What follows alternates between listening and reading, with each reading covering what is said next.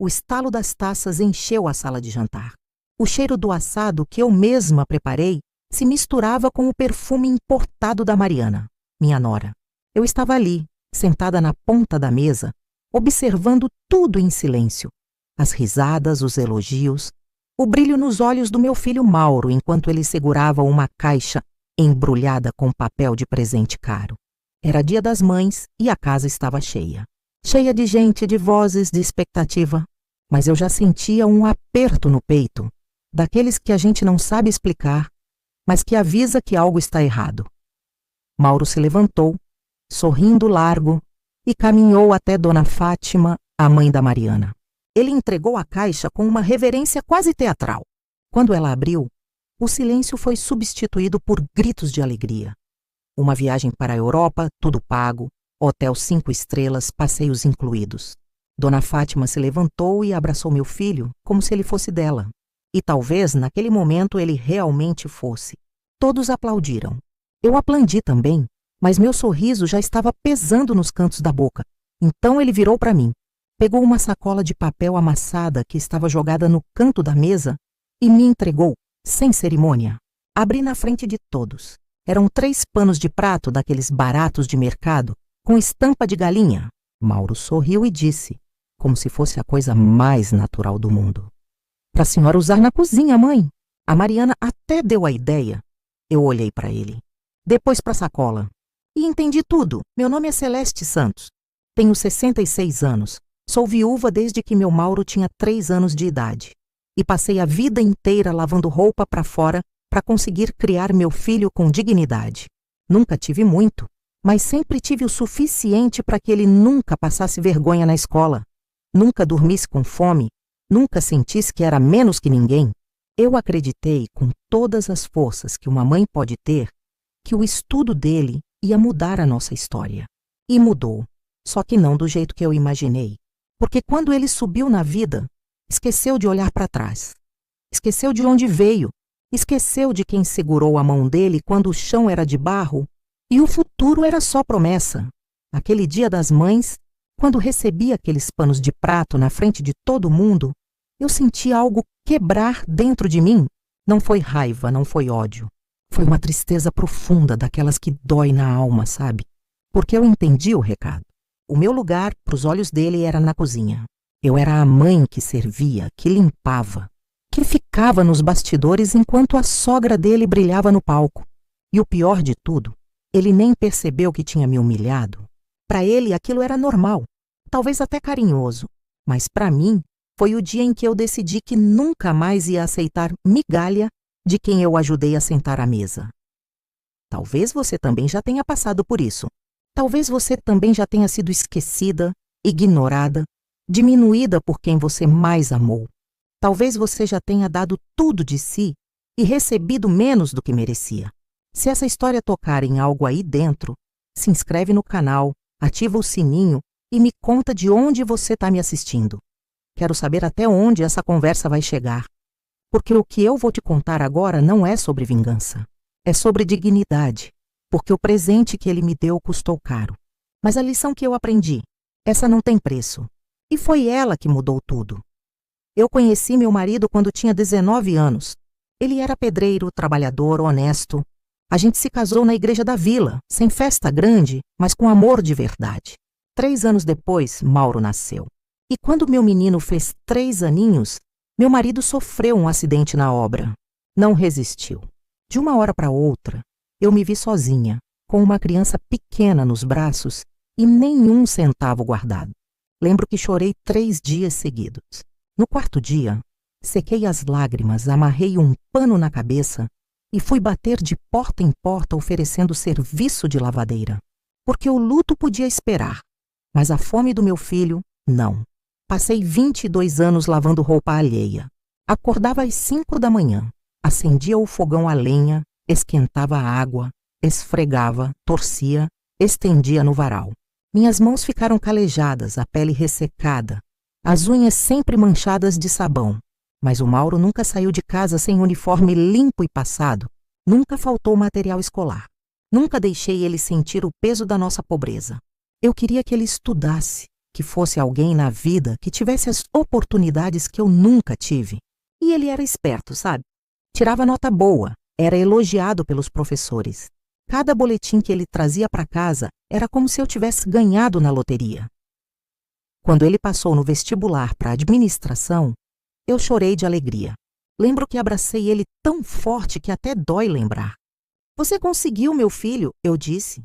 E ele respondeu: "A gente conseguiu, mãe." Naquela época, ele ainda me enxergava. Ainda sabia que cada livro que ele abria tinha sido comprado com água fria nas minhas mãos, com dor nas costas, com noites sem dormir.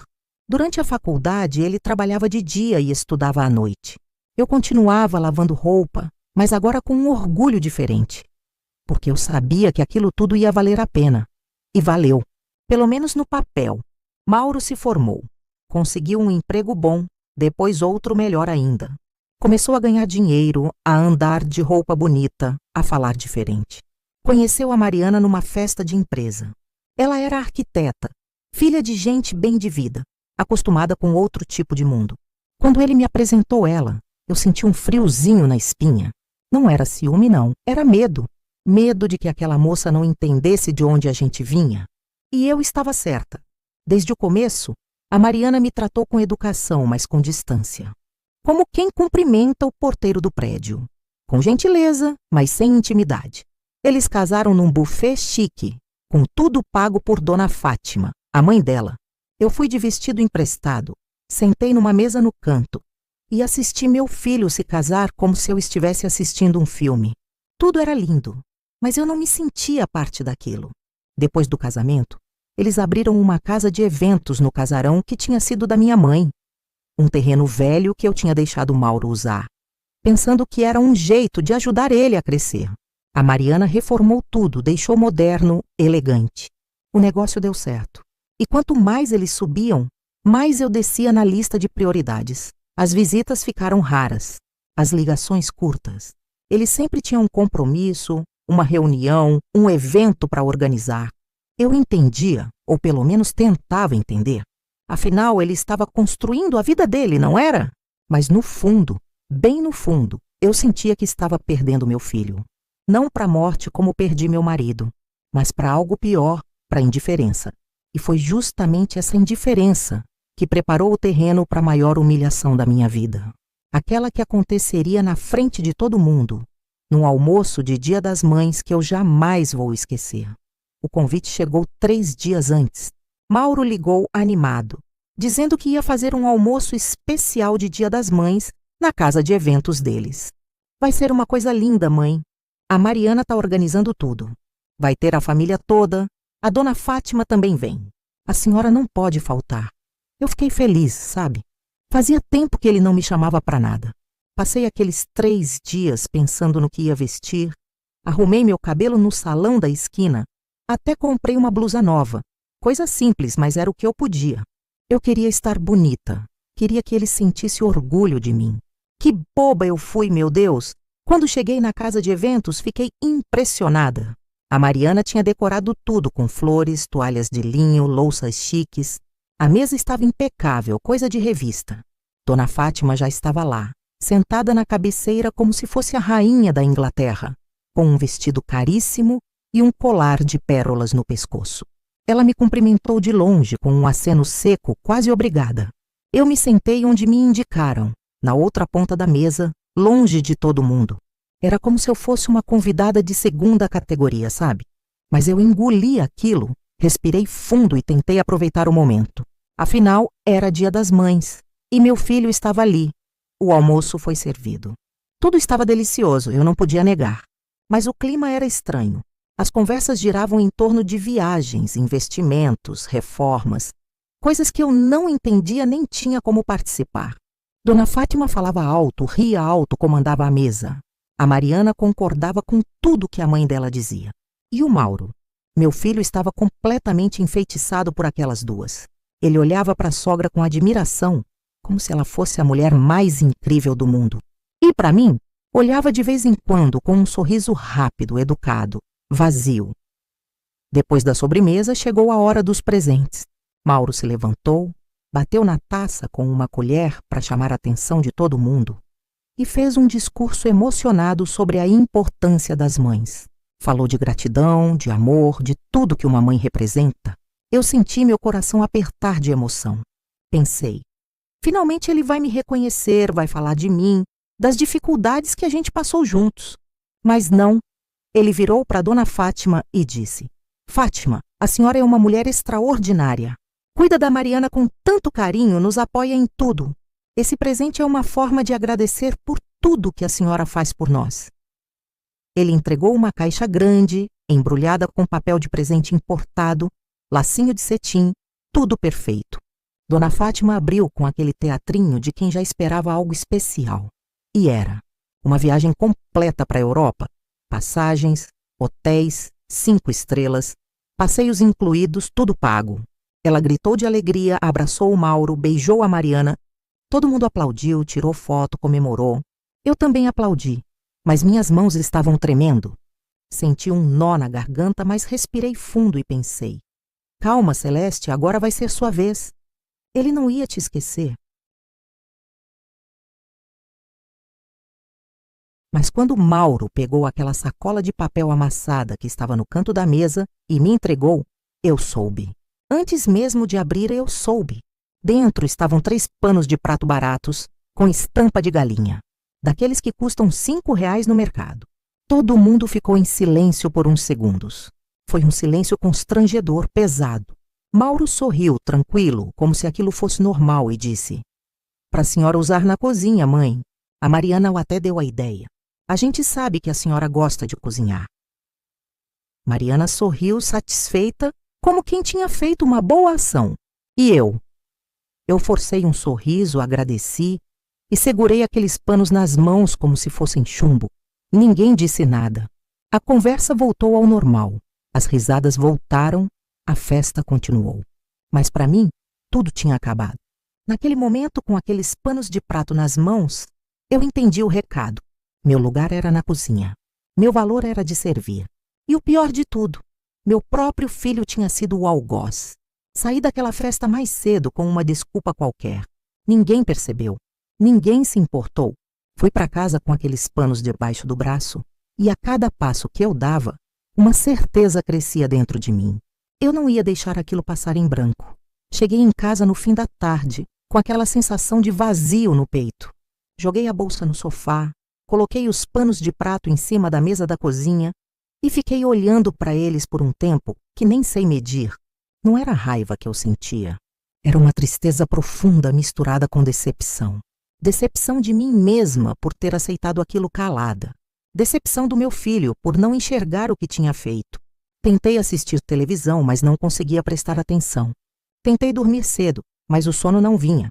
Fiquei revirando na cama pensando em tudo, em como tinha chegado até ali, e foi então que me levantei, acendi a luz e decidi fazer algo que não fazia há anos: abrir o velho guarda-roupas da minha mãe.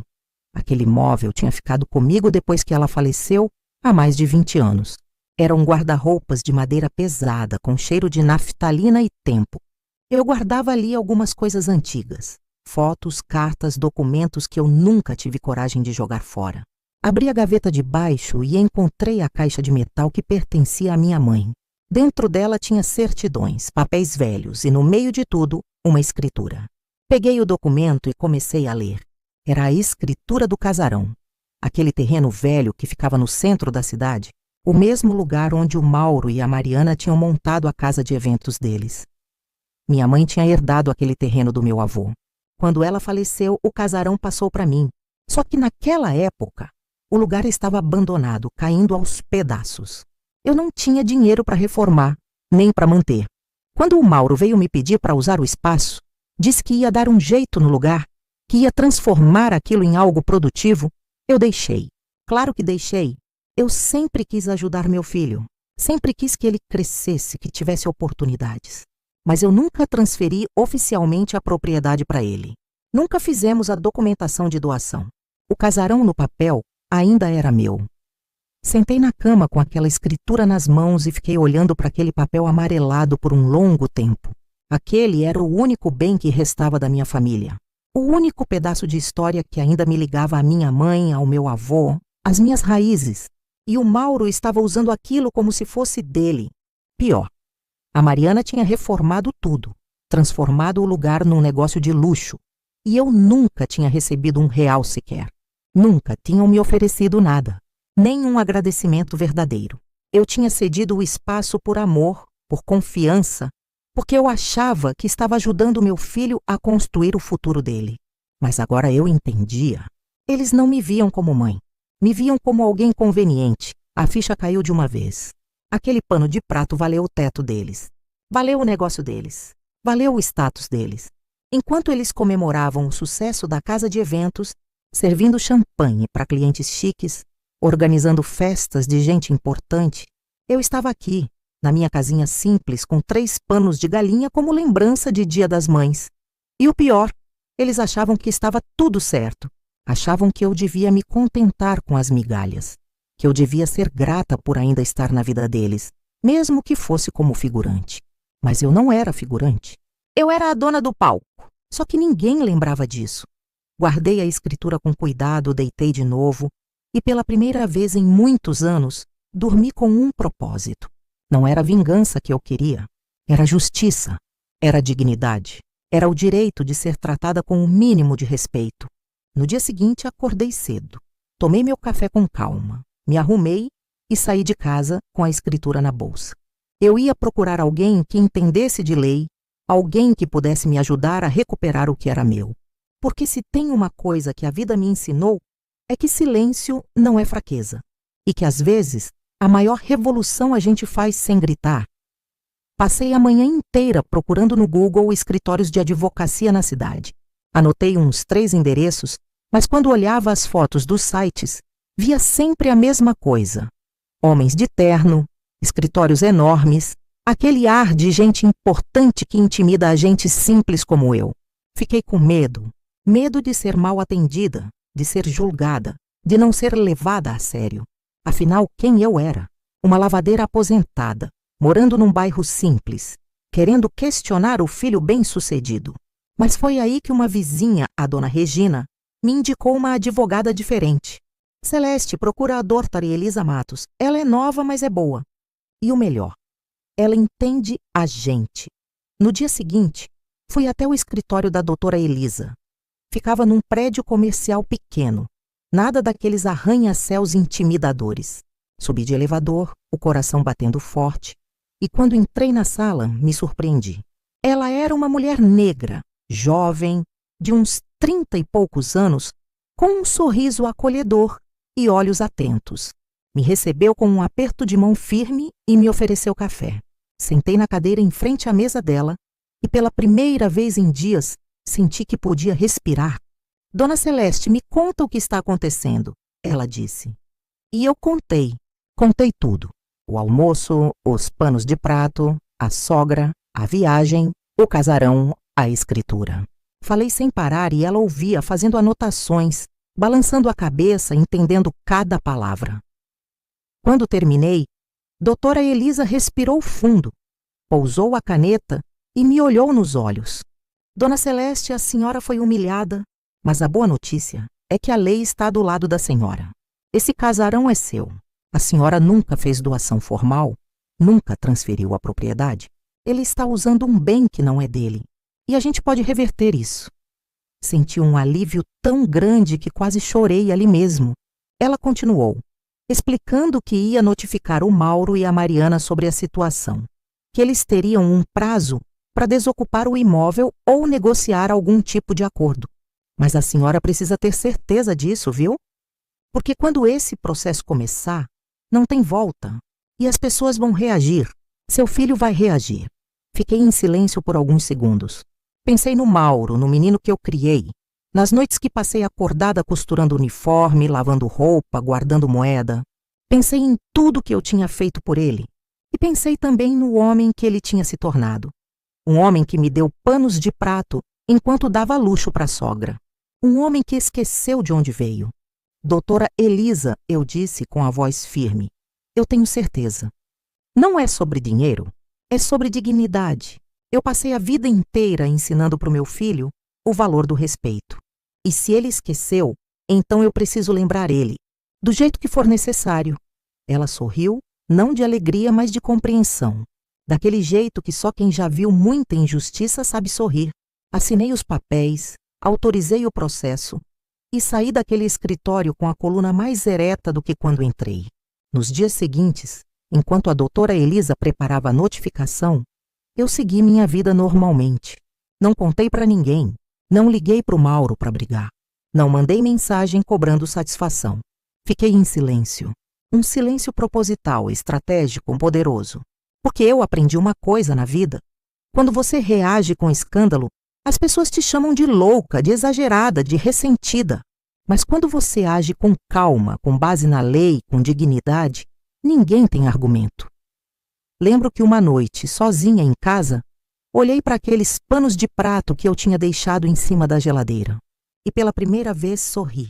Não de deboche, não de raiva, mas de uma paz estranha, como se finalmente tivesse encontrado o meu lugar.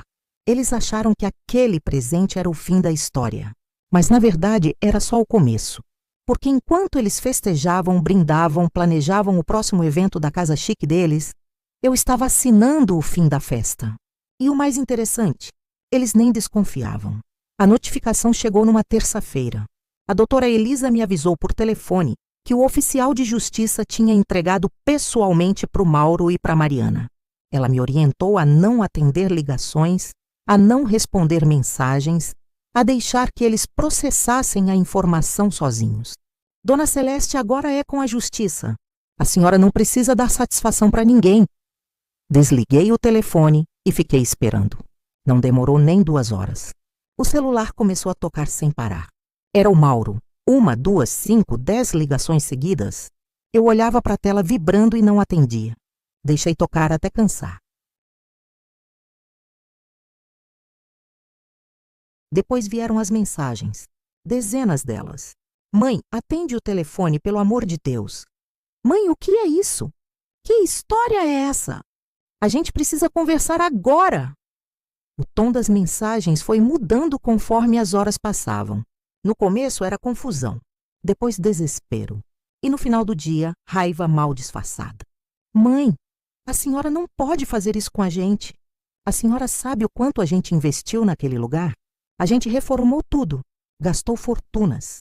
Eu lia, respirava fundo e não respondia. A Mariana também mandou mensagem. Dela eu esperava frieza, mas o que veio foi pânico. Dona Celeste, por favor, vamos conversar. Isso pode arruinar o nosso negócio. A gente tem contratos assinados, eventos agendados. A senhora não pode fazer isso. No terceiro dia, eles apareceram na minha porta. Era noite. Eu estava assistindo novela, quando ouvi a campainha tocar insistentemente. Abri a porta e lá estavam os dois. Mauro com os olhos vermelhos, Mariana com cara de quem não dormia há dias. Mãe, a gente precisa conversar, ele disse com a voz embargada. Deixei eles entrarem, ofereci água, sentei no sofá e esperei. O Mauro começou a falar, tentando me convencer. Falou que tinha feito aquilo pensando no futuro, que a casa de eventos era o sonho deles, que eles tinham investido tudo ali. Mãe, a gente pode te pagar um aluguel. A gente pode te dar uma porcentagem dos lucros. Mas, pelo amor de Deus, não tira isso da gente. Mariana, que sempre foi tão segura de si, tão superior, estava diferente. Ela chorou. Chorou de verdade. Não aquele choro bonito de novela, mas aquele choro desesperado de quem vê tudo desmoronando. Dona Celeste, eu sei que a gente errou. Eu sei que aquele presente foi horrível. Eu fui idiota, eu admito. Mas, por favor, não faça isso. A gente vai perder tudo. Minha mãe investiu dinheiro nisso. A gente vai ter que devolver tudo para os clientes, cancelar casamentos, festas. A gente vai à falência.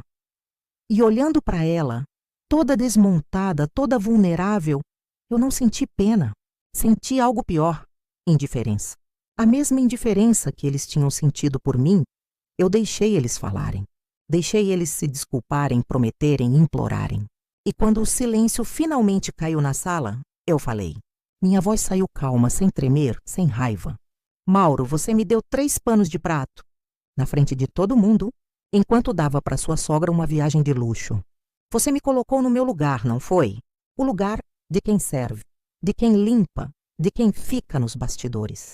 Pois então, filho, Agora eu tô colocando você no seu lugar também. No lugar de quem esqueceu que tudo que tem foi construído em cima do que eu dei. E o casarão, meu filho, sempre foi meu.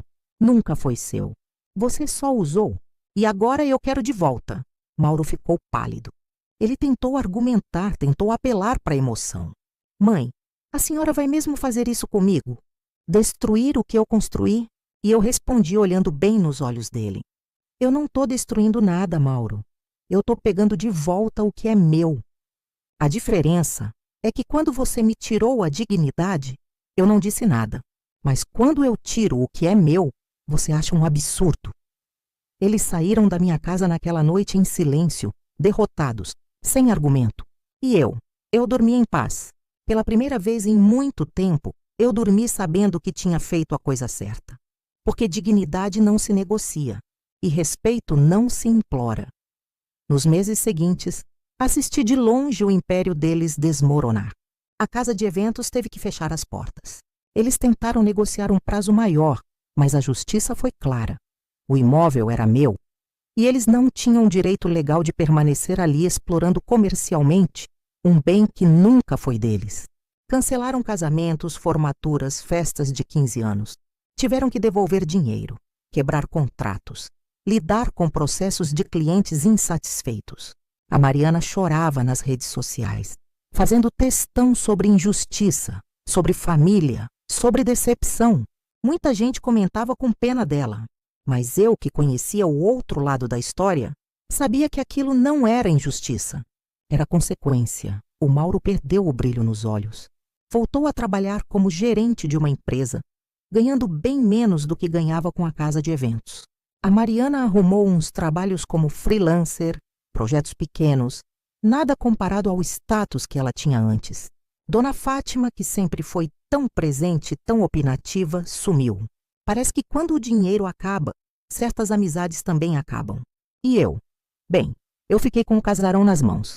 Um espaço enorme, reformado, bem localizado, cheio de possibilidades. Podia alugar, podia vender, podia transformar em qualquer coisa. Mas eu não queria lucro. Eu queria propósito. Foi então que tive a ideia. Uma noite, tomando chá na cozinha, olhando para aqueles malditos panos de prato que eu tinha guardado como troféu, pensei em todas as mulheres que passaram pela mesma coisa que eu. Mulheres que deram tudo de si, que criaram filhos sozinhas, que trabalharam até os ossos e que no final da vida foram esquecidas, diminuídas, postas de lado. Mulheres que mereciam um recomeço, mas que nunca tiveram oportunidade.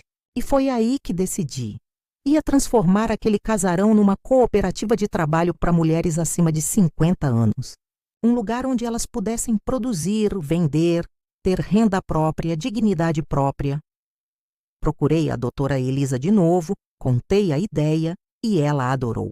Me ajudou com toda a parte legal, a documentação, o registro da cooperativa. Chamei algumas conhecidas, mulheres da minha igreja, do bairro, lavadeiras aposentadas como eu, cozinheiras, costureiras, bordadeiras, mulheres que tinham mão habilidosa, mas que ninguém mais queria contratar por causa da idade. Fizemos uma reunião no casarão, expliquei o projeto e os olhos delas brilharam. Era como se eu tivesse acendido uma luz que estava apagada há anos. Decidimos o nome juntas, Casa de Marias, porque todas nós éramos Marias. Marias esquecidas, mas não vencidas. Aos poucos, o casarão ganhou vida de novo, mas uma vida diferente. Não era mais um lugar de ostentação, de festas caras, de gente se exibindo.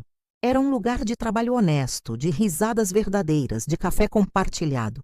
A dona Sebastiana fazia doces e salgados que vendíamos em encomendas. A dona Joana bordava toalhas e panos de prato. Irônico, eu sei, que viraram sucesso nas feiras da cidade. A dona Lourdes costurava roupas sob medida. Cada uma contribuía com o que sabia fazer. E o lucro era dividido igualmente entre todas. Ninguém era patroa, ninguém era empregada. Éramos todas sócias, todas donas do nosso próprio destino. O espaço que antes servia champanhe para madrinhas de casamento agora servia chá para mulheres que reconstruíam a vida. O salão que antes ecoava músicas de festa agora ecoava histórias de superação.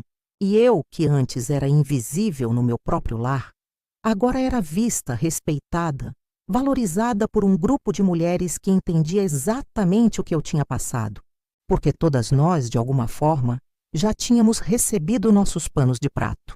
Todas nós já tínhamos sido colocadas no lugar de quem serve, sem nunca ser servida. Mas agora estávamos juntas, e juntas descobrimos que o chão que sustentou vaidade podia sustentar algo muito maior: esperança. Com a casa de Marias funcionando, algo em mim começou a mudar. Não foi de uma hora para outra, não foi mágico. Foi um processo lento, silencioso, mas profundo. Eu passei a vida inteira cuidando dos outros. Do meu marido, do meu filho, dos patrões que me contratavam para lavar roupa, de todo mundo menos de mim. Nunca me olhei no espelho e perguntei: Celeste, o que você quer? Sempre foi: o que o Mauro precisa? O que eu posso fazer para ajudar? Como eu posso facilitar a vida de fulano ou ciclano? E no meio de tanto cuidar eu me perdi. Virei sombra, virei função. Deixei de ser pessoa para ser apenas utilidade. Mas ali, naquela cooperativa, cercada daquelas mulheres fortes, eu comecei a me encontrar de novo. A dona Sebastiana, que tinha 68 anos, pintava as unhas toda semana. Vermelho vivo. Ela dizia: se eu tô viva, eu quero parecer viva. A dona Joana usava brincos grandes, coloridos, chamava a atenção por onde passava. E nenhuma delas tinha vergonha de ocupar espaço, de rir alto, de existir com intensidade. E eu sempre fui discreta, quieta, apagada. Usava roupa sem cor, cabelo sempre preso, maquiagem nunca. Achava que isso era humildade, mas não era. Era apagamento. E eu estava cansada de ser apagada. Comecei aos poucos. Comprei um batom. Nada extravagante, só um tom rosado, suave. Passei na frente do espelho antes de sair de casa e quase não me reconheci. Parecia que tinha voltado uns 20 anos no tempo. Depois comprei uma blusa colorida, amarela, que brilhava no sol. Quando vesti ela pela primeira vez, a dona Lourdes gritou: Olha a Celeste! Tá parecendo um girassol! E eu ri de verdade, daquele jeito gostoso de rir, sem culpa, sem vergonha. Comecei a soltar o cabelo, a andar de cabeça erguida, a me olhar no espelho não com crítica, mas com carinho, porque eu merecia carinho. Eu sempre mereci. Passei a fazer coisas que nunca tinha feito. Comecei a dançar de novo. Botava uma música no rádio da cooperativa e dançava enquanto arrumava as coisas. Forró, sertanejo, até umas músicas antigas que me faziam lembrar da juventude. As meninas riam, me acompanhavam, e o casarão virava uma festa improvisada toda semana. Comecei a cuidar da minha saúde também. Fazia caminhada de manhã, tomava vitamina, dormia mais cedo. Percebi que tinha passado anos negligenciando meu próprio corpo, como se ele fosse só uma ferramenta de trabalho, e não a casa onde eu morava. Mas agora eu estava reformando essa casa. E ela estava ficando bonita de novo. Guardei os panos de prato numa caixa de madeira, mas não como lembrança de dor, como lembrança de força. Toda vez que eu olhava para aqueles panos, eu lembrava do dia em que decidi que nunca mais ia aceitar migalha. Lembrava da mulher que eu era antes, silenciosa, resignada, invisível. E lembrava também da mulher que eu tinha me tornado. Dona de mim, dona da minha história, dona do meu valor. Dignidade eu aprendi. Não é algo que os outros te dão. É algo que você decide ter. E quando você decide, ninguém tira. Podem te oferecer o mundo, podem te oferecer nada, mas se você tem dignidade, você já tem tudo. Uma tarde, sozinha no casarão, sentei na varanda e fiquei olhando o movimento da rua. Crianças brincando, gente passando, a vida acontecendo. E senti uma paz tão grande, tão completa, que até assustei, porque pela primeira vez em décadas, eu não estava preocupada com ninguém além de mim. Não estava pensando no que o Mauro ia achar, no que a Mariana ia dizer, no que fulano ou ciclano ia comentar. Estava simplesmente existindo. E existir, sem culpa, sem peso, sem cobrança, é uma das maiores liberdades que existe. Eu tinha passado a vida inteira servindo. E agora, finalmente, estava aprendendo a viver. E a vida, descobri, é generosa com quem tem coragem de recomeçar. 6 meses depois de tudo, numa tarde de sábado, Eu estava na casa de Marias, ajudando a dona Sebastiana a embalar uns doces para uma encomenda, quando ouvi a campainha do portão. Fui atender, e quando abri, quase não acreditei. Era o Mauro. Mas não era o Mauro arrogante, cheio de si, que me deu aqueles panos de prato. Era um homem diferente, mais magro, com olheiras fundas, cabelo despenteado, roupa simples. Ele estava sozinho. Sem a Mariana, sem o carro importado, sem a pose. Só ele. E nos olhos dele, eu vi algo que não via há muito tempo. Humildade. Mãe, ele disse, com a voz baixa, quase envergonhada. Eu posso entrar? Fiquei parada por uns segundos, sentindo o peso daquele momento. Podia mandar ele embora, podia fechar o portão na cara dele, podia cobrar tudo que ele tinha me feito passar. Mas eu não fiz nada disso. Apenas abri o portão e disse, pode. Ele entrou, olhou ao redor, viu as mulheres trabalhando, o movimento, as risadas. E eu percebi pela expressão dele que ele estava surpreso. Surpreso de ver que eu tinha transformado aquele lugar em algo tão bonito, tão cheio de vida. Surpreso de ver que eu não tinha precisado dele para isso. Levei ele até a varanda, ofereci um café e sentamos um de frente para o outro. O silêncio foi longo, pesado, mas necessário. Ele olhava para as próprias mãos, mexia nos dedos, não conseguia me encarar. Até que finalmente ele falou. Mãe, eu vim pedir desculpas. Eu sei que pedir desculpas não muda o que eu fiz. Não apaga a humilhação, não desfaz a dor. Mas eu preciso que a senhora saiba que eu errei. Errei feio. E só percebi isso quando perdi tudo. Ele pausou, engoliu seco e continuou. A Mariana me deixou, mãe. Disse que não aguentava mais viver do jeito que a gente estava vivendo. Dona Fátima sumiu, os amigos sumiram, sobrou só eu. E no meio de tudo isso, eu lembrei de tudo que a senhora fez por mim. Ele começou a chorar. Não aquele choro contido, mas aquele choro de quem carrega um peso gigante nas costas. Mãe, a senhora lavou roupa até os dedos sangrarem para me dar isso tudo. A senhora dormiu com fome para eu comer. A senhora abriu mão da sua vida para eu ter a minha. E quando eu finalmente consegui alguma coisa, quando eu subi, eu te esqueci. Te tratei como se a senhora fosse menos, como se o seu lugar fosse servir, calar, desaparecer. E o pior de tudo, eu nem percebi. Para mim aquilo era normal. Eu achei que estava tudo certo, que a senhora ia entender, ia aceitar, ia continuar ali, quieta como sempre. Mas a senhora não aceitou. E fez bem. Ouvi tudo em silêncio. Não interrompi, não julguei, não aproveitei para jogar na cara dele tudo o que eu tinha sentido. Apenas escutei, porque às vezes o silêncio ensina mais do que qualquer palavra. Quando ele terminou de falar, limpou as lágrimas com as costas da mão e me olhou pela primeira vez. Mãe, eu não vim aqui para pedir o casarão de volta. Não vim pedir dinheiro nem ajuda. Vim só para dizer que eu sinto muito e que a senhora sempre foi e sempre vai ser a mulher mais digna que eu conheci na minha vida. Aquelas palavras vindas dele, depois de tudo, doeram e curaram ao mesmo tempo. Estendi a mão por cima da mesa e toquei a dele. Não disse nada. Não precisava. Aquele toque disse tudo. Que eu perdoava, mas que nada voltaria a ser como antes. Que ele ainda era meu filho, mas que eu já era outra mulher. Uma mulher que não cabia mais no lugar pequeno que ele tinha reservado para mim. Ele apertou minha mão de volta e ficamos assim por alguns minutos em silêncio. E naquele silêncio o passado finalmente descansou. Não foi esquecido, não foi apagado, mas descansou. E às vezes, isso é o máximo que a gente consegue dar. Não o perdão que esquece, mas o perdão que liberta. Depois daquele dia, o Mauro voltou algumas vezes. Não com frequência, não com promessas vazias, mas com presença verdadeira. Ele vinha, ajudava a carregar caixa, conversava com as mulheres da cooperativa, até aprendeu a fazer uns salgados com a dona Sebastiana. Não era mais o filho que eu criei, aquele menino doce que sentava no meu colo. E também não era mais o homem arrogante que me humilhou na frente de todo mundo. Era alguém no meio do caminho, alguém que estava aprendendo de novo o que significava respeito.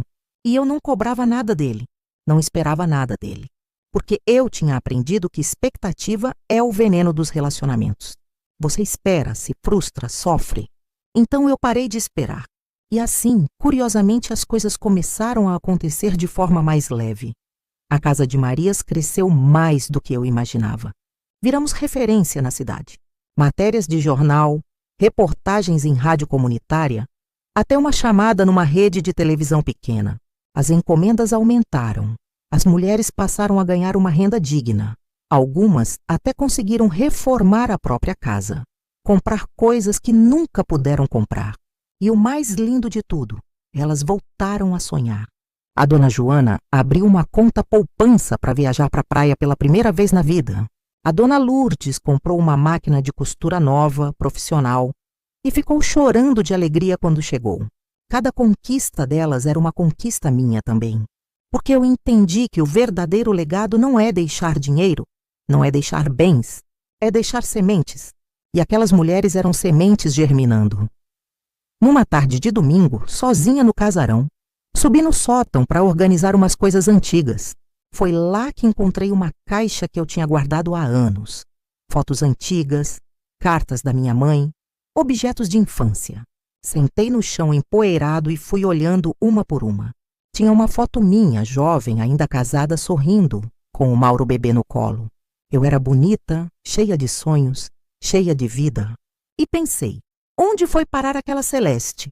Não a que lavava roupa, não a que sofria calada, mas a que sorria, a que acreditava, a que amava sem medo. E aí entendi. Ela nunca foi embora. Ela só estava adormecida. E agora, finalmente, tinha acordado. Desci do sótão com aquela foto na mão e coloquei num porta-retrato na sala da cooperativa. As mulheres viram e comentaram: "Nossa, dona Celeste, a senhora era linda." E eu respondi rindo: "Era, eu ainda sou." E todas riram comigo porque era a verdade. Beleza não é sobre idade, não é sobre rugas ou cabelos brancos. Beleza é sobre dignidade, sobre olhar no espelho e reconhecer quem você é, sem vergonha, sem desculpas. E eu me reconhecia agora, completamente.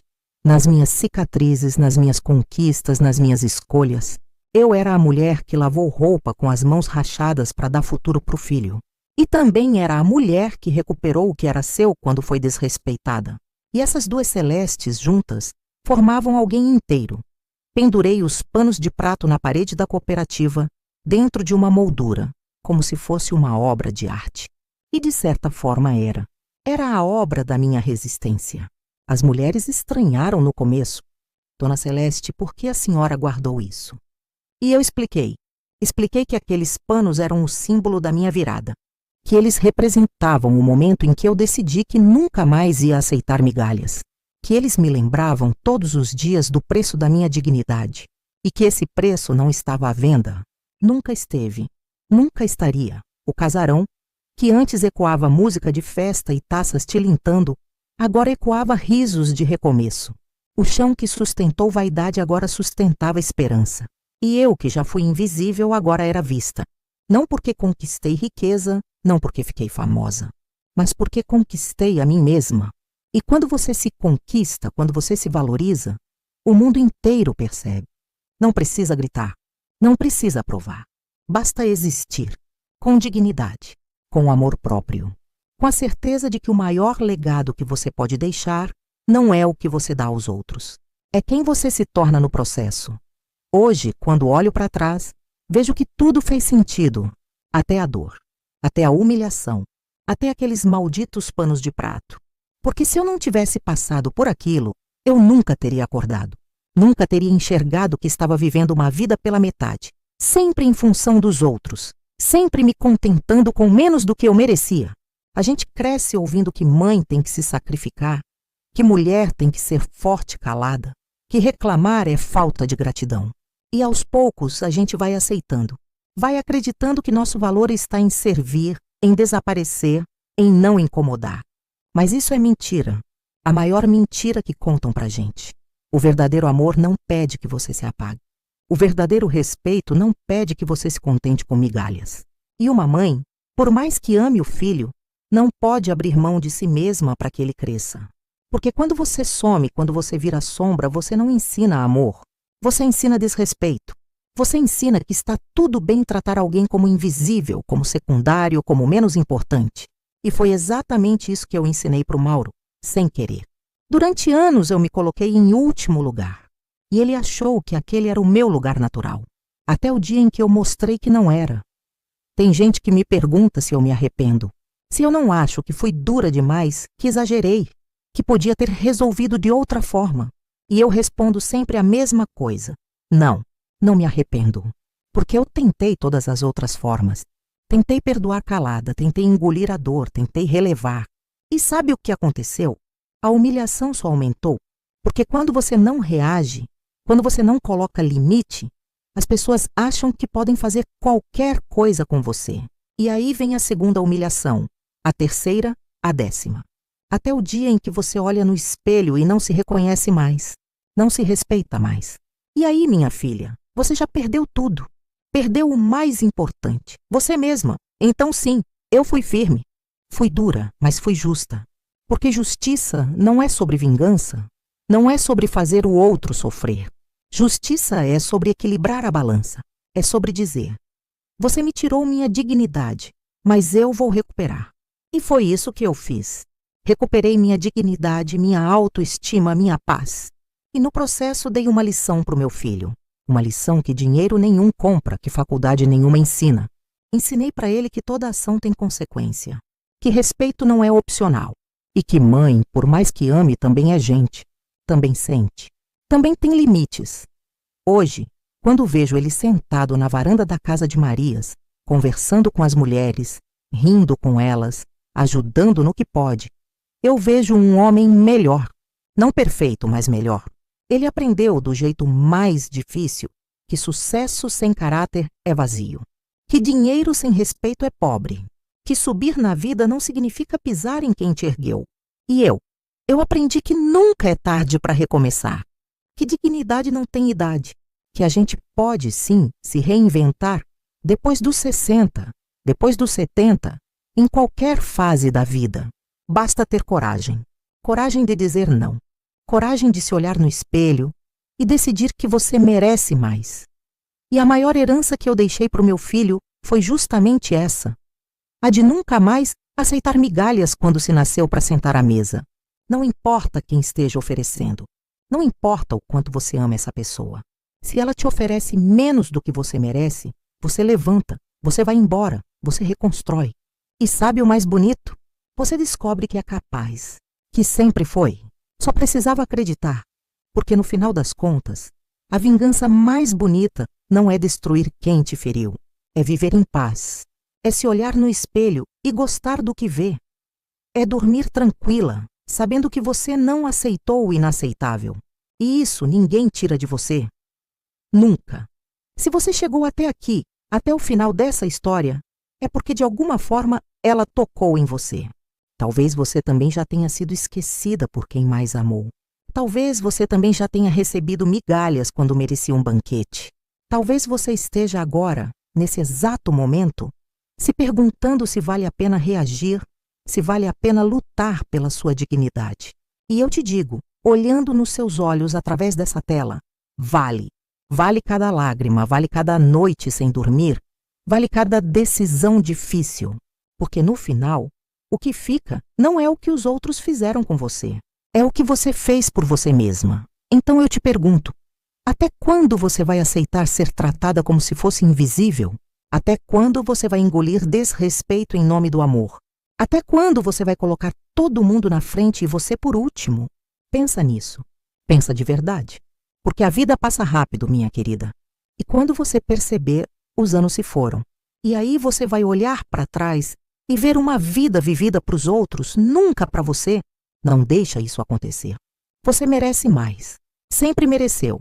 Se essa história mexeu com você, se você quer continuar aprendendo sobre dignidade, sobre recomeço, sobre valorizar quem você é, se inscreve no canal e ativa o sininho. Porque aqui a gente não ensina a ser perfeita. A gente ensina a ser dona de si. E isso, minha filha, não tem preço. Deixa aqui nos comentários de onde você está me assistindo e me conta. Você já precisou se levantar em silêncio para ser respeitada? Eu quero saber a sua história também. Porque juntas a gente é mais forte. E juntas a gente reconstrói.